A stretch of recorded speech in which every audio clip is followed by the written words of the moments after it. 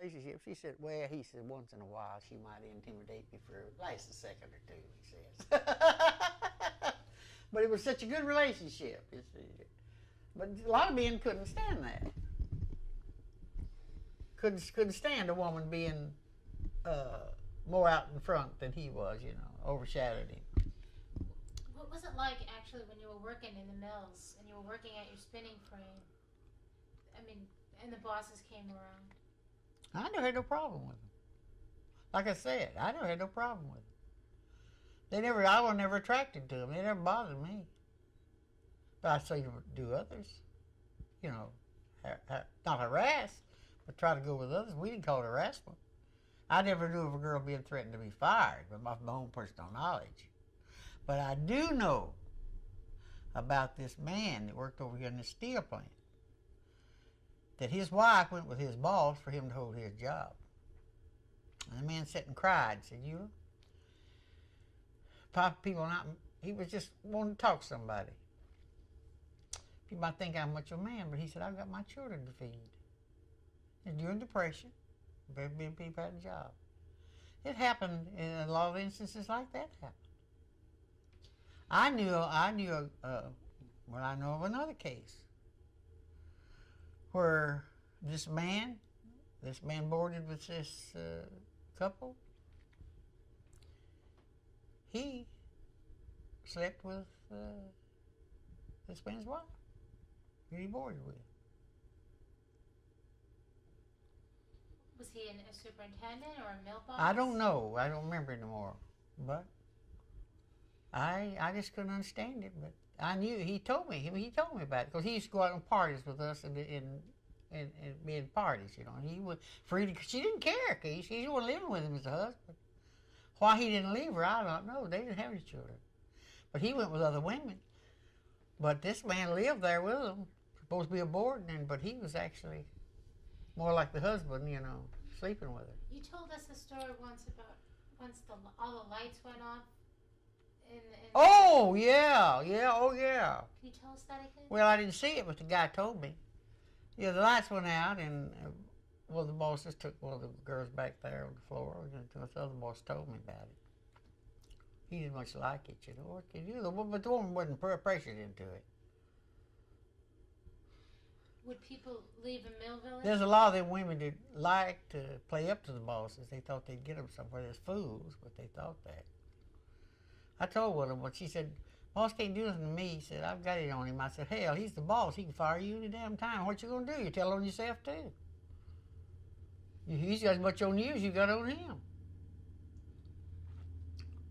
Could the women do anything at the time? I'm talking before As I know, I don't know of any of my own personal knowledge, except that one time, like I told you in the lights for that. This boss told me about it. And he thought it was terrible, but I think that was all consent. I think it was not harassment. But I heard of it. That girls, that guy they talked about, I was telling you about that Wild Bill they talked about. They got to Dwight Mills after I left, after the new company bought, and they fired J.D. Lohner, and that man went in there, we called him Wild Bill. Some of the women who worked in the mill that I knew told me he was the worst. And then I did know this. One case in a shirt factory. I had heard about this boss. It was a union job. And I was later signed there as a business agent. Well, I had heard about him imposing on the girls. And there's a man business agent there. And people in that local never did think a woman could be a business agent. They never would have nothing but a man business agent. And when we got into a fight with District 50, they tried to take our local over. They beat up all the men business agents went in there. So Gladys sent me in there. They didn't think they'd harass a woman, but she did, but I was outsmarting them. I had heard about this. People talk about this. Joe Stakowitz, big old robust Polish guy.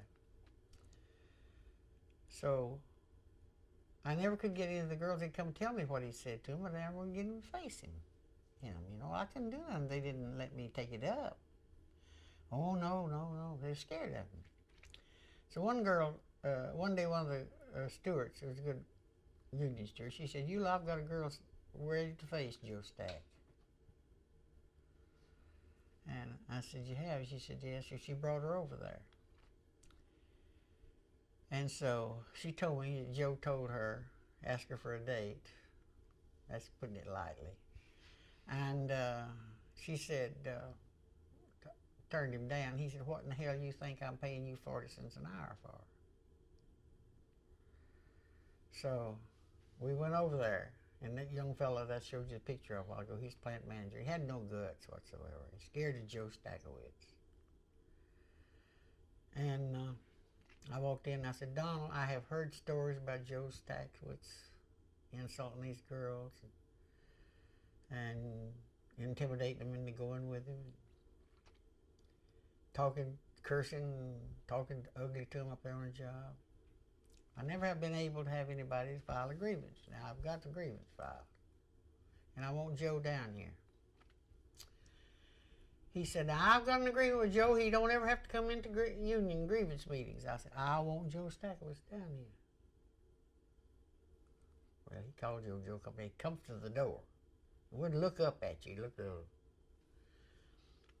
So I said, Joe, I said, I heard about you a long time before I come here.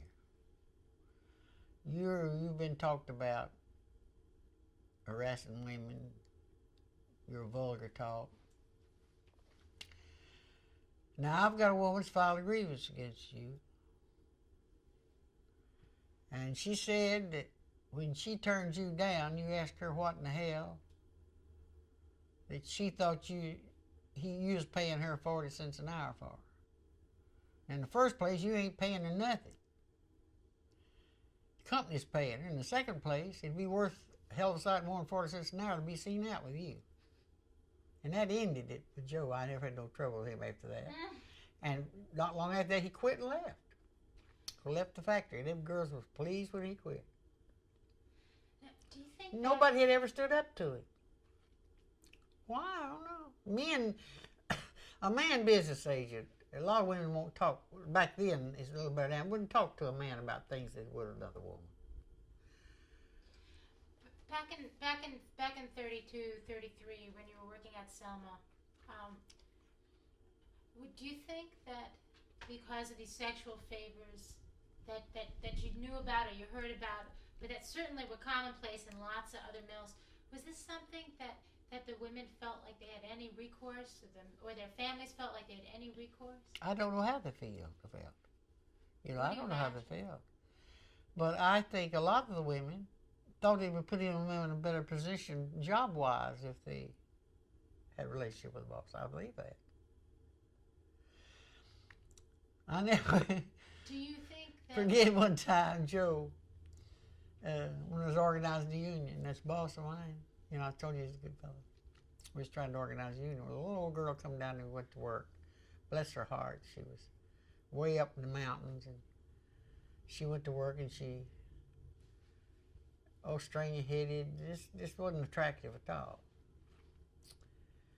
And Joe said, I thought you never would get her to join the union. I said, I bet I will. And he said, I bet you don't. And he said, I bet you $1. I said, all right, that's a bet. So like I say, Joe never had to try to, he never put no pressure on people about it. But he got to going over and taking her candy and flirting with her and talking to her. And she got her a permanent wave and got to using lipstick and fixing herself up, She thought Joe was really after, Didn't know nothing about all this, So that went on, and I just gone my end of my rope. I couldn't get her to sign a card. And see, he was paying me $2 a week more than he was anybody else. That is agreement he'd made with me a long time back. Over some old frames he couldn't keep nobody on. He said, if you'll go over and run them frames, because I wasn't no good spinner, why, these girls that work around me helped me. He said, if you'll go over and run them frames, I'll give you $2 a week more than you're getting now. Everybody's getting the same money. So I went over at first payday, I didn't get it. And I went to him, I said, how about my $2? Why? I said, you promised me $2. Well, I don't know how I'm going to do it. I said, that's your problem. Well, anyhow, I got $2 a week more after that. They was making $5.10 a week. I was making $7.10 a week, which was car fare. So I just couldn't. It's payday night. I had a box turned down there in the toilet, set on to change our shoes. We went in there and changed our shoes, getting ready quitting time. I said, are you ever going to join the union? Oh, no. She said, they've been so good to me. I can't afford to join the union. Said, they've been so good to me. I said, they're better than me and they are to you. And I'm for the union all the way. She said, what do you mean? I said, I make more money than you do. She said, you don't? We all make the same. I said, if I can prove to you that I make more money than you do, will you join the union? I sure will, because you can't prove it. And I brought out my pay envelope. It's payday. Showed it to her. She signed the card. So I said, Joe, I got her. He said, how'd you get her? I said, I hated to use it, Joe. But you was doing everything you could.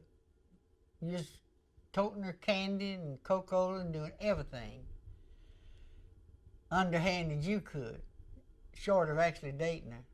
And I said, I use a difference in pay. He said, fair enough.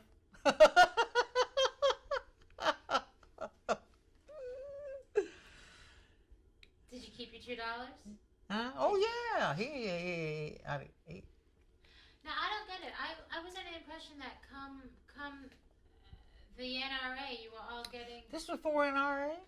We was trying to organize a union. You were trying to organize a union Yeah. before the NRA. Yeah. Yeah. Well, Dwight Mill had strikes before NRA. Yeah, we knew what was coming. We was getting a head start. In fact, when Roosevelt got elected, before he put his program into effect, some of the mills went on 8-hour days to try to get the best hands. Instead, Comer over at Avondale went on 8-hour day before the law went into effect. And a lot of people quit and went over there because they couldn't get a job over there before. And some nights we couldn't even start up. We didn't have enough hands to start up with. Because people was quitting and going where they could get 8-hour day before the law went into effect. The Comer mills went on 8-hour day because they knew it was coming. They wanted to try to get hold of the best hands. Oh yeah, some of the things that we were doing even before them, because we saw the handwriting on the wall. We knew the promise of Roosevelt, you see, when he was running. We was getting our ducks in a row here, and that's why I say North Alabama was different from other places, you know. We had a head start. Well, tell us a little bit about Roosevelt getting elected and what you thought Roosevelt was going to represent for the cotton mill folks. Not only cotton mill folks, forever all workers, a real right to get the right to organize. That was the main thing. And nobody can really know what it was like working before you had any protection at all. You know, we got a wages and hours law right here in Alabama. It ain't much. But they got a minimum wage law in effect in the state of Alabama. But I don't know, I'll find somebody to try to look into that. It's mighty low. But these restaurant workers here only get $2 an hour. The restaurant workers. I read an article the other day, they practically have to live on tips. Now that's a bad, and they'll have no conditions, see. No other conditions whatsoever. And they get paid $2 an hour. And I read one long time ago what the minimum wage for the state was, but I don't remember it. Well, I'll find out. Because most of the people, they don't think of minimum wages intrastate, they think of interstate. I was talking to a woman the other day, I said, we have a minimum wage law here in Alabama. She said, no, we don't. I said, yeah, I don't know what it is. I said, there's one here in Alabama that's a minimum wage law. Oh, no, she said, the federal minimum wage law, I said, no, there's a state minimum wage law. But I said, I forget what it was. I read one time what it was. But I don't know what it is. But surely it's more than $2 an hour. Well, before, maybe you could talk about... See, that's for people who don't, it's not in interstate commerce, for intrastate. Before, you told us about FDR and well, we just the first felt time like... you voted, and, you know, saving the money for the poll tax. I borrowed it. Save it? Who could have saved no money? Okay. I borrowed it from the postman. I don't know if I ever paid him back or not. Can't remember. Tell us that whole story. Well, of course, see, I'd been politically active all my life. My daddy, you know, I was politically hip. You know, I knew what the score was as far as politics is concerned. Even so young? Yeah. Well, my daddy educated us. We talked politics around the table all my life. That's when we talked things about politics. And everything, you know. Papa was just, he always, like he said, like my son, he did him the same way as he did me. Now, my sister didn't pay him much attention as I did. She was older than me, and she married when I was 11. She was 18. But Papa and me had a lot of good talks. And my son, my father's responsible for my son's thinking today. But I I couldn't vote, of course, because I wasn't 21. But I was politically active before I could ever vote. I got out and worked women's suffrage when I was a kid. You know, when they was talking about women's suffrage, women's rights. Wasn't nothing much I could do except talk about it and think about it, but I was aware. So it's just when I turned 21 and Roosevelt run, that's the year I turned 21, 1932. So I borrowed $1.50, paid my poll tax to vote for Roosevelt. Because I felt like here's a man that's going to give us a chance. I don't know what other people thought, because they thought everybody, just like it is today. When less than 40% of the registered voters vote, we ain't got much of a democracy.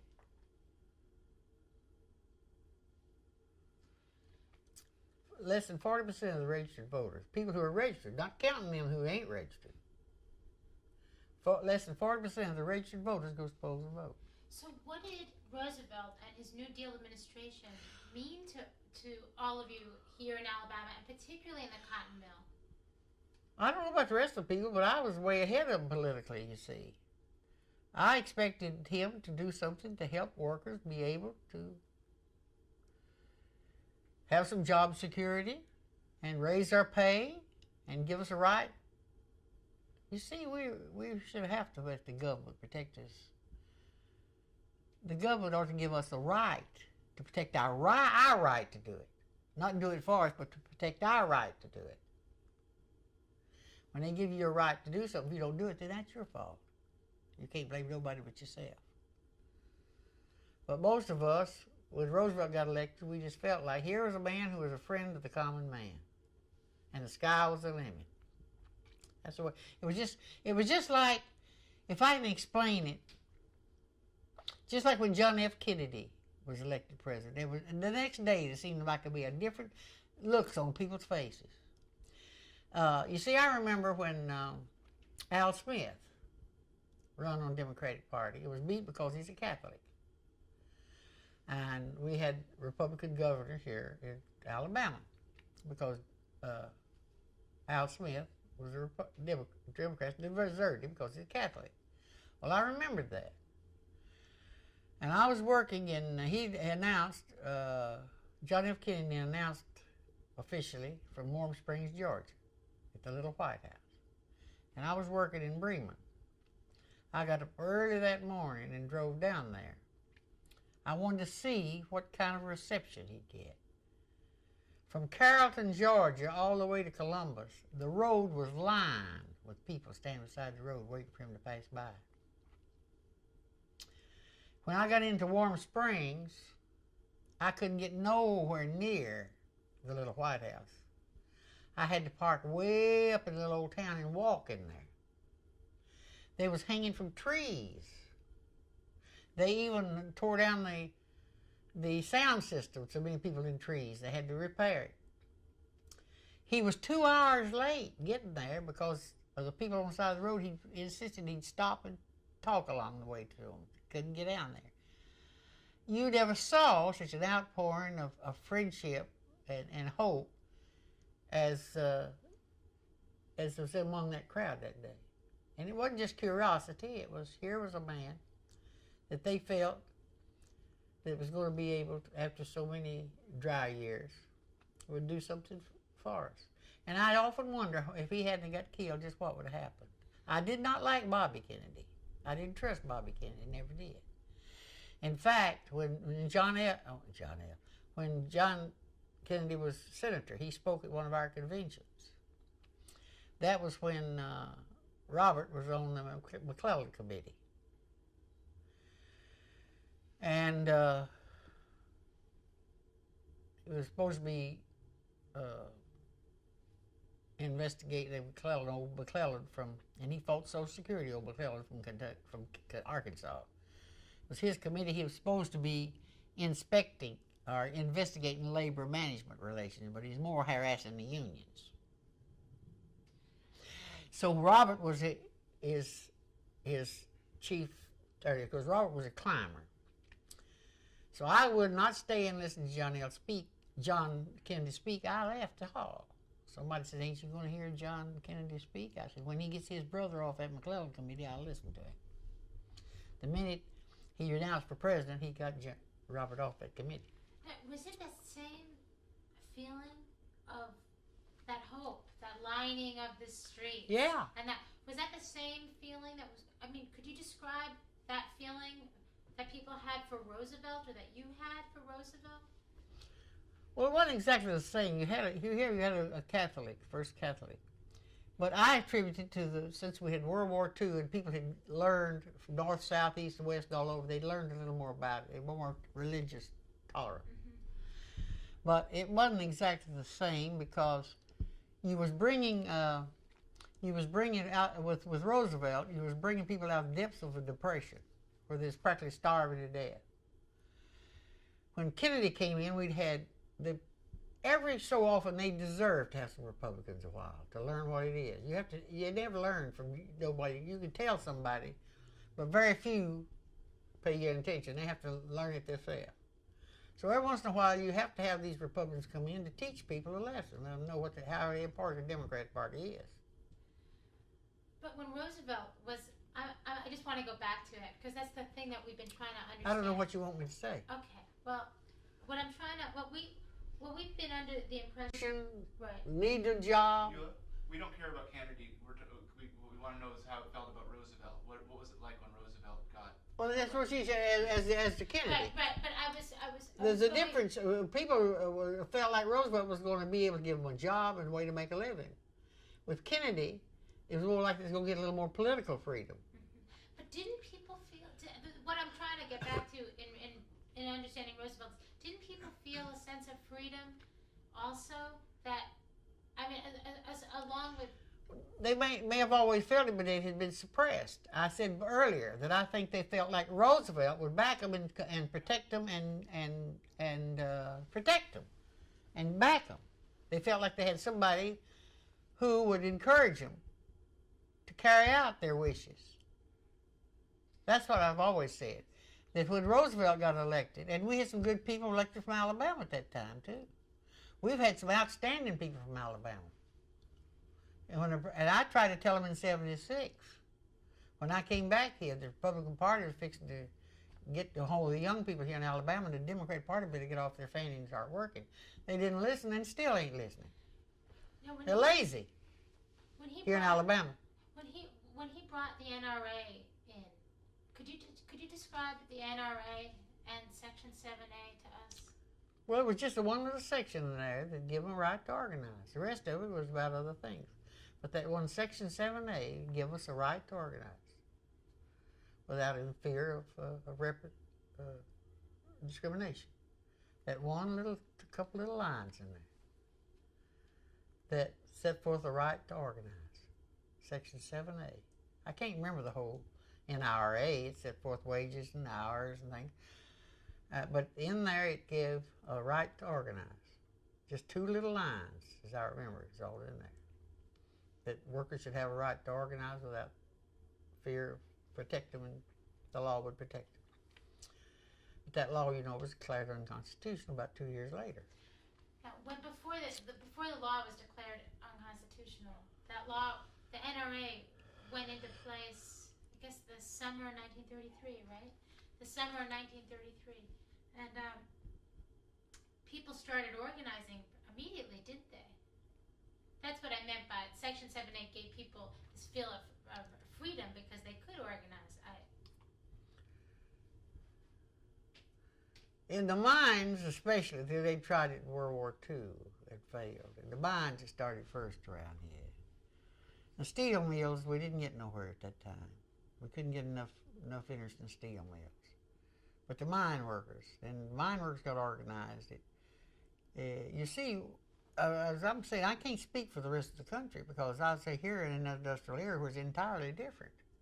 What about all the letters that, even the textile workers were writing, all the letters that all the labor people were sending to Roosevelt saying, look, they're not following Section 7(a), we're not getting... I was fixing to say the NRA was a miserable failure as far as wages and hours concerned. The company had a way to get around it, and people were afraid to say anything about it. Just like the wages and hours law today is violated, especially the overtime provision. Violated, scandalously violated. But people are afraid to complain. They won't make a complaint. Well, how about the sense of participation as citizens that the people felt through writing their letters? They don't even go vote. How are they going to participate? But back then, we found so many letters from textile I don't know workers. how many. I've heard about it. I don't know it. Mm-hmm. I just hear, I've heard the same thing like you say, that people wrote them letters, and I doubt they did. Well, that's what we were, we're under the impression that people were so excited about the NRA. I never knew that anybody wrote him a letter. So let's. You see what I'm saying? Right. I've heard, I don't doubt some people did. But I don't, I do feel that they felt that they had somebody in the White House that would protect them and or do what they could to protect their right, which they already had the right if they had a little enough sense to think about it. The Bill of Rights gives you that right. This just more or less put props under the Bill of Rights, Section 7(a). People's had these rights under the Constitution of the United States all their lives. The First and Fourth Amendment. You're right, under the Bill of Rights, you've got all these rights. But they ain't spelled out so everybody here, but Section 7(a) just more or less fortified the Bill of Rights for us. And then what happened? That went into effect.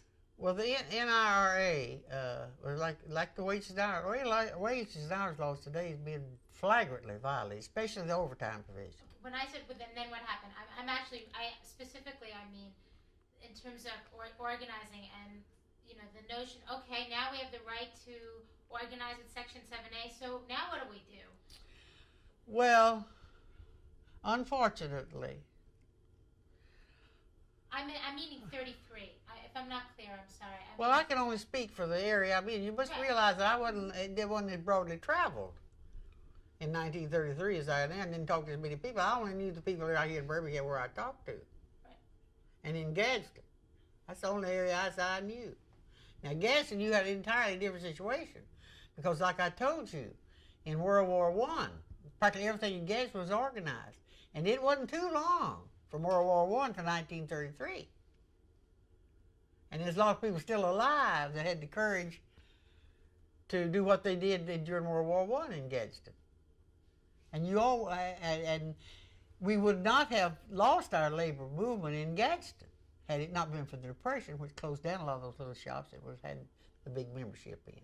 There was a lot of little shops there, little machine shops, and things that couldn't survive, and the hosier mills, and the overall factory that closed in the Depression, and that's where the unions were. because the big factories had been able to keep the union out, like Gulf State Steel and Dwight Mill. But the car works, it had failed. It had closed down. There was a big membership there with the where they made repairs.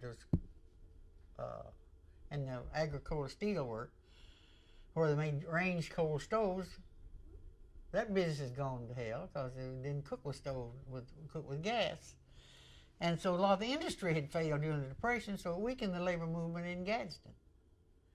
At that time, see, I was up there. I didn't come to Birmingham and get into the late 20s. So I can't see what happened in Birmingham up until then. My brother-in-law was in the union, in the Plasters Union, see, all during those years. Okay, so then let's talk about Birmingham, 1933, right after the NRA goes into effect. What starts to happen in your mill in terms of, okay, we have the right to organize. How do we start to form a union? What were the steps? We had people in our, like I told you before, we had some people in our mills who had been members of unions. They had been members of, we had two that worked in that big machine shop in Decatur where it closed down because they blamed the union for it closing, but it wasn't. The improvement of the machine, they didn't have to stop and work on the machines, on the locomotives between Nashville and Birmingham like they had in previous years. So they closed down the works in Decatur. That was union. See, it was a railroad repair shop. And they had been able to perfect the engines to where they didn't have to stop in Decatur and have anything done to them. They could run it all the way from Nashville to Birmingham. Now, this is what the railroad workers explained to me when I run into that in Decatur about, the union shut our railroad shop down here. When I talked to railroad workers, they explained to me why the shop closed. Because it wasn't needed, because the engines didn't need servicing between Nashville and Birmingham, which made sense to me. And anybody else that wanted to make sense, it didn't want something to hide their fear behind. But we were different in here. See, most of the people through here had been subjected to unions all these years. They had been here. There had been unions around here for attempting, and they never died. Just like we got a contract the other day, well, not the other day, about a year ago in Columbus, Mississippi. We had been working on 40 years. 40 years ago, Charlie English called me up. He had retired. He was the vice president, and later he wasn't vice president on first round, but he called me up and said, "What do you think about Seminole getting organized?" I said, "Well, them people over there didn't organize it. Everybody that ever had a hand in Seminole 40 years ago up to date had a hand in organizing that shop." He said, "Those are my sentiments entirely." All of a sudden, them people thought they'd organize that shop. It was 40 years. But the faithful people still stayed in there. Just so happened that the time became right. And you had a nucleus in there of people who called on the organizers when they felt like that, and then got it. Another thing is that a lot of those white people, I had them say it to me this is something that I wonder about sometimes. But I've had many a white person say to me, "Why don't you talk to the black people first and get them to join? They'd be afraid to do anything to them." The black influence in a lot of the shops had a lot to do with changing and getting the unions too, and I think in particular the Seminole. But I don't know how many times I've had white people tell me, "Get the blacks first, they'd be afraid to do anything to them." Even politicians, when they want something done that they think is unpopular, they'll get a black person to do it because they feel like they can get by with it where they can. And the black people know that, and they do it. What about at the legislation that some white people think should be done, but they too scared to do it, politically afraid of repercussions. But the black people ain't afraid like that. What about at the time when you were organizing your mill in 1933? How many black people worked at the Selma manufacturing plant? In the spinning department, there weren't but 2. I don't know otherwise. There weren't but 2 in there. I remember Joe coming to me, and her name was Rosa, worked in it. He said, "You gonna take Rosa in the union?" I said, "You got her hired in here, ain't you?" He said, "Yeah." "You gonna call her sister?" I said, "Yeah." I said, "Hell of a sight better than what's something you've been calling her."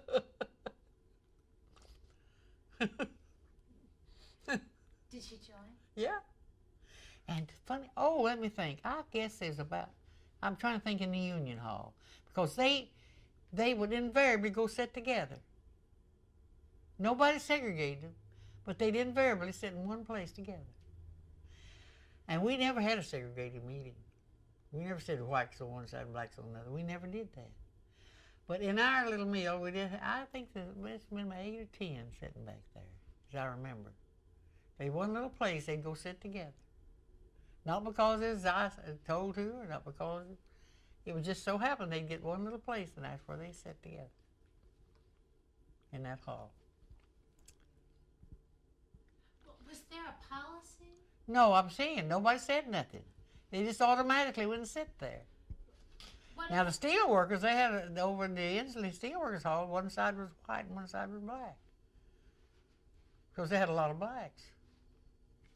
It's about, I'd say 50% of them was black. And they also, before the union, they had certain jobs that they couldn't be put on. They had certain jobs as black jobs and certain jobs as white jobs. Just like in the factories, there used to be certain jobs as men jobs and certain jobs as women jobs. In the cotton mill, what could the black workers do? There wasn't too many black people in the mills. They weren't hired. I guess the company was afraid of repercussions. You see, it's all economics. It's really nothing because they're black. It's fear of their losing their job. It's all economics. The whole race issue to me is because of economics. As long as they could keep the black people in their place, they called it, where they couldn't aspire themselves, they were more or less set to have certain jobs. Certain jobs were created for blacks and certain jobs were created for whites. There was just a silent rule in the steel mills.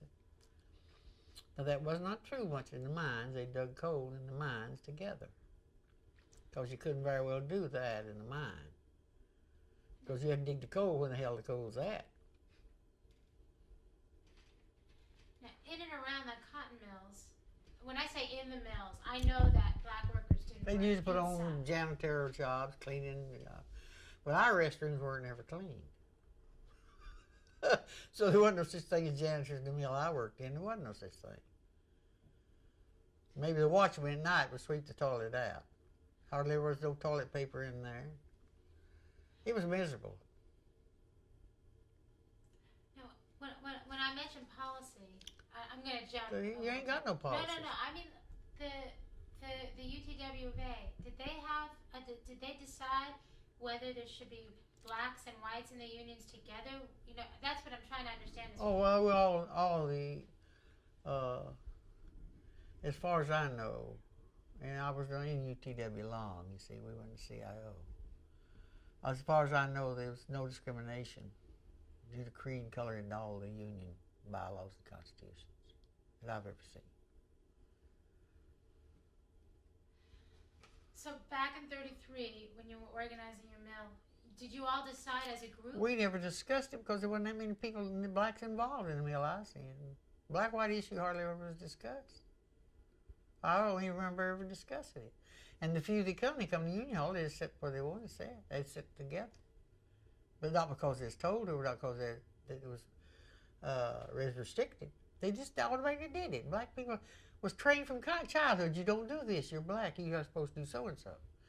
Kids was taught from little. You don't look a white man in the eye when you talk to him. Did you know that? They never was allowed to to say nothing back. You ought to ask ma'am where you agreed with them or not. You said yes ma'am, no ma'am. A lot of black people that's talking to are smarter than the person's talking, but they knew that they keep peace. See. So Eula, was this the first time in your union hall that you think blacks and whites were ever part of the same group? I don't know. Because we never had a union before. And then before that, I don't think there's very many blacks worked in mills, in steel mills. In the steel mills, there's a lot of blacks, and there's a lot of black women worked in there during World War I. They wouldn't hire no white women, but hired black women. But there's certain jobs that they were restricted to. They couldn't have certain jobs as considered black jobs, Negro jobs.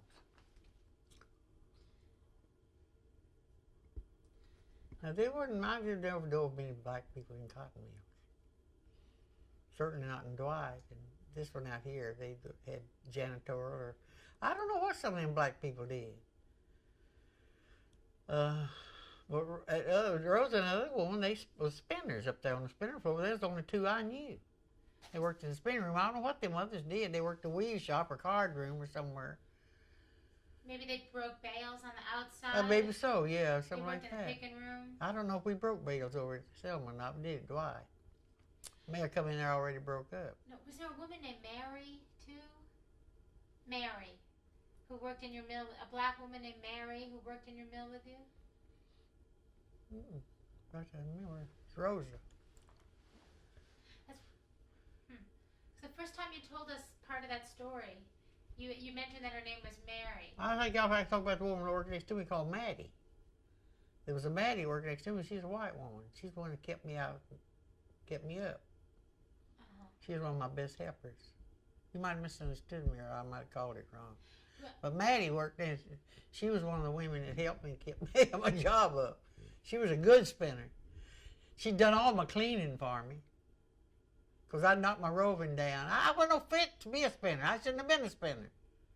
The best place, you talk about putting a person on a job they weren't suited for. My God, they're crazy to put me on that job. They didn't get no work out of me.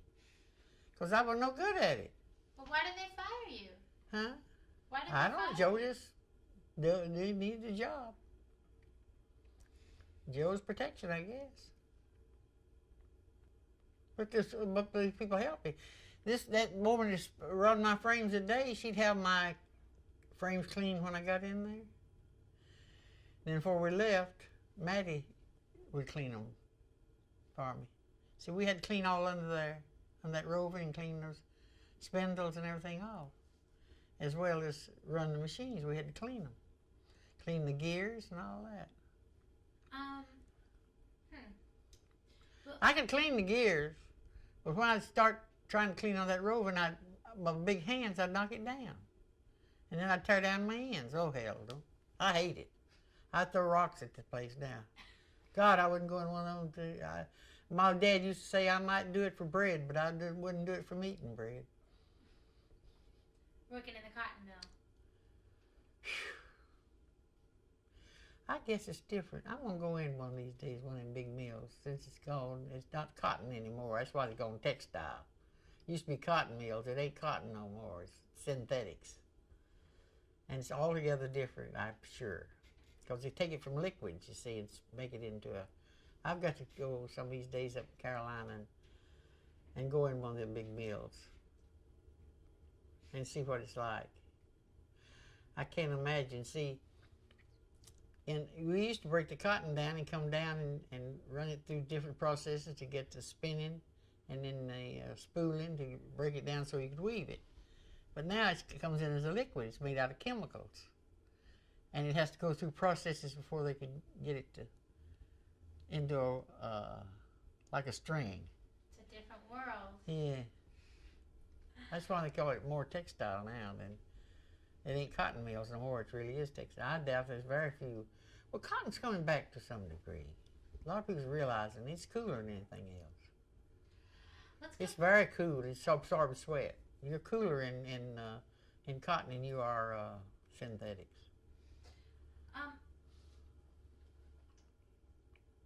So let's go. If we could go, can we go back to the point where you all started organizing your union local?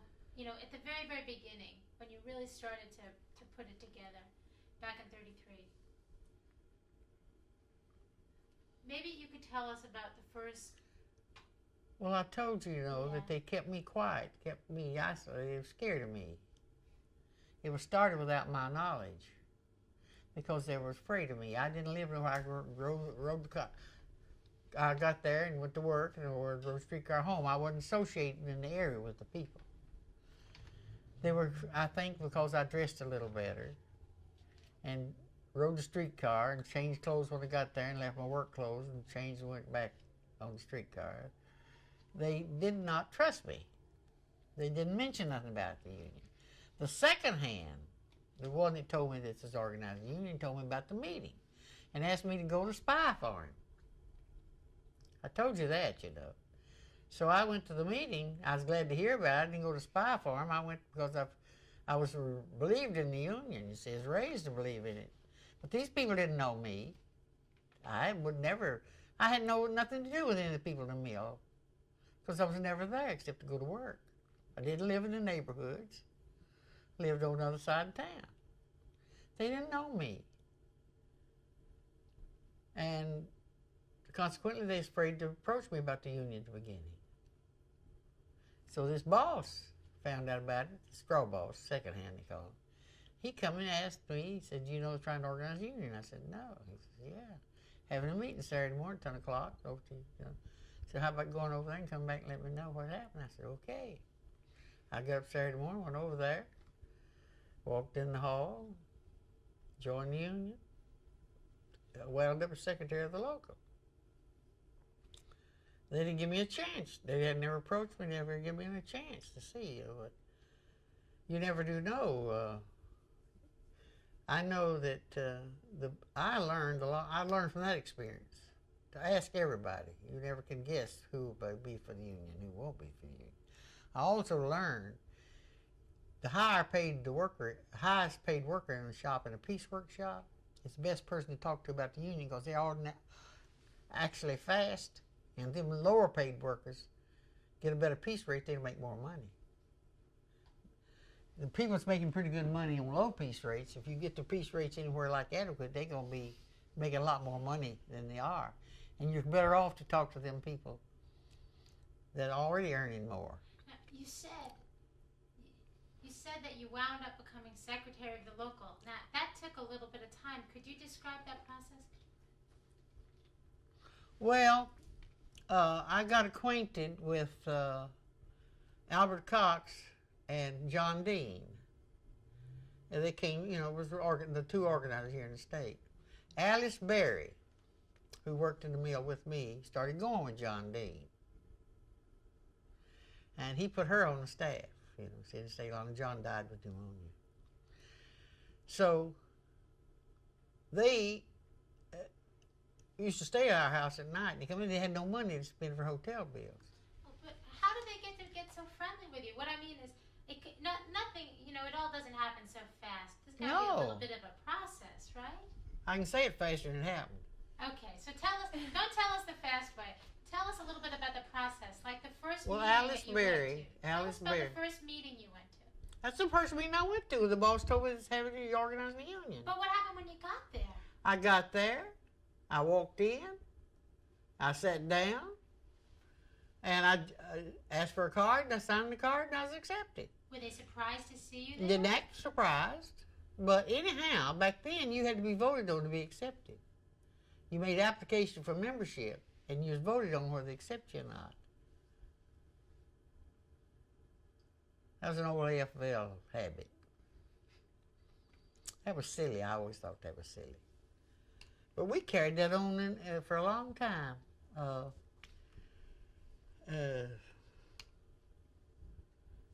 Even in La Follette, when I went there as business agent in 43, they still voted on the membership. Because if you'd ever scabbed, anybody had anything you'd ever done against the union, you might be somebody that had objection to you belonging because you had not been, something in your past life. That was their theory. It didn't make sense now. How did you? And it didn't make sense then, but that was a theory. That if you'd ever done anything scabbed or done anything against the union, you might not be accepted. Also, we had union shop agreements. You weren't accepted in the union, didn't have a job. Now, back in '33, what did you have? Do you remember what they might have had to do to get a charter so that they could actually? Yeah, you had to have 25 members Okay. and $5. Could you tell what?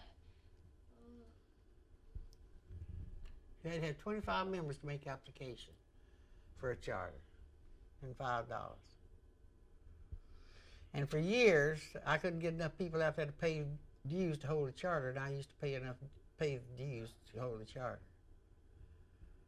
At Selma. If I didn't get enough, I had to go around and collect the dues every Friday as Secretary of Treasury, 25 cents a week. And if I didn't get enough quarters, I paid it up so it could hold a charter. It's hard to get people to pay dues. They'd come to meetings, but they wouldn't pay damn dues. You once told me that they'd slip it in your pocket. I kept it in my apron pocket. We all wore big aprons in the mill, keep our clothes clean. That oil would spring out from the gears. We wore aprons, and we put waste in our aprons. In our big pockets, we'd put the waste in there until we get to the end of the frame and empty our pockets. Put it in the waste basket. They took that waste and the sweepings off the floor and reworked it. That's where Olsenburg come from. And what about the quarters? Dues money every week, quarter week. Would they walk past your spinning frame Yeah, and give it to you? Could you describe that?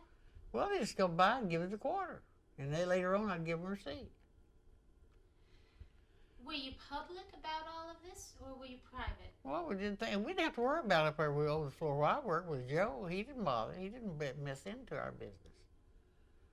I don't know what they did on other floors. I didn't collect on other floors. The stewards had to collect it down there in Dirty. But Joe never interfered in our union activity. And we protected him to the part that we didn't do anything to embarrass him. Because he was a fine man. And in fact, he didn't testify in the board hearing. When he got on the stand, he said, I can't testify either way because I had no problem in my department. Now, what was the relationship? Can't think of that old weave shop foreman. He fired that man, Robertson. He fired him, and that's what caused he filed charges. That Robertson guy, he filed charges against him, and that's why they had a board case. Now, what was the relationship? Oh, you had a board case. That was after the strike, wasn't it? I think it's before. I can't remember.